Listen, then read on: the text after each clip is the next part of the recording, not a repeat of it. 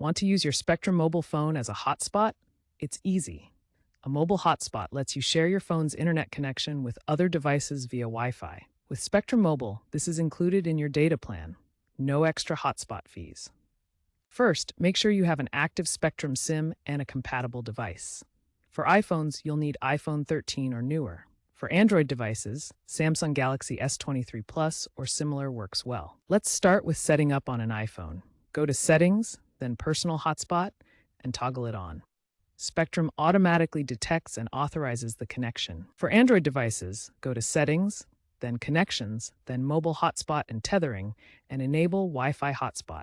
You can customize the hotspot name and password here. For Android devices, ensure your APN settings match Spectrum. Go to Settings, Mobile Networks, Access Point Names, and set APN to spectrum.com. That's it. Now, other devices can connect to your phone's Wi-Fi network using the password shown. Once your hotspot is active, other devices can connect to your phone's Wi-Fi network.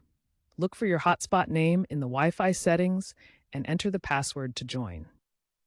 You can connect up to 10 devices, depending on your Spectrum plan. Keep in mind a few things while using your hotspot.